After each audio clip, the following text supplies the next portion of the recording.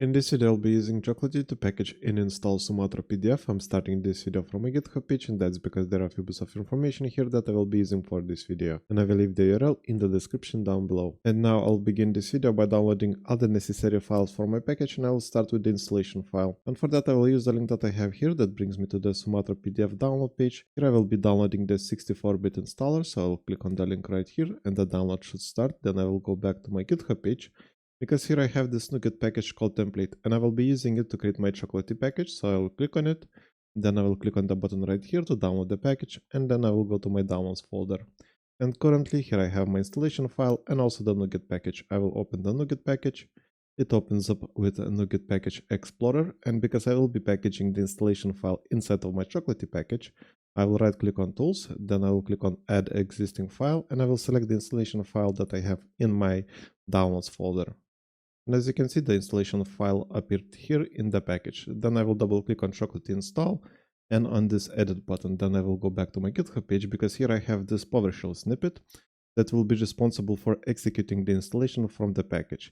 Basically, it finds the installation file inside of the package, it executes the installation, and after that it removes the installation file from the computer. So to copy the snippet, I will click on the button right here and then go to my package and insert the snippet.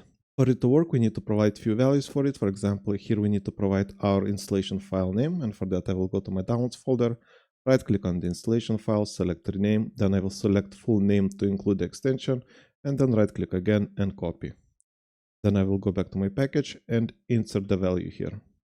For the package name, I will enter SumatraPDF.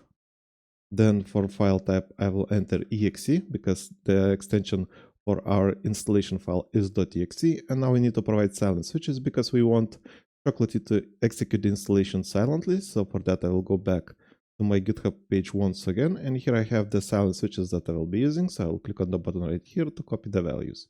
Go back to my package and insert the values here. And that's all the modifications that we need to do for this snippet. Now let's save it and let's go back to the package. And now I need to provide a few bits of information about the package here, so I will click on this edit button. For the package ID, I will enter SumatraPDF. Then for the package version, I will enter 3.5.2. We can see the version number on the installation file name right here. Then for the authors, I will leave it at Let's Do Automation. And for the package description, I will enter Sumatra PDF package. That's good enough.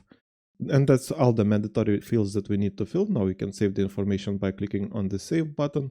And now we need to save the package itself. And for that, I will go to File, Save As, and I will save it in my Downloads folder. And I will be also using my Downloads folder as my Chocolatey repository when I will try to install this package. So let's save it, and now let's try to install the package. And for that, I will open my terminal application and I will run it as administrator, because we need administrative privileges to execute software installation. And here I will type choco install. Then we need to provide the package ID that we entered here. So it's Sumatra PDF. Now, because I'm using my downloads folder as my Chocolatey repository, I need to add -s and then provide the Chocolatey repository location. So it's my D drive and downloads folder.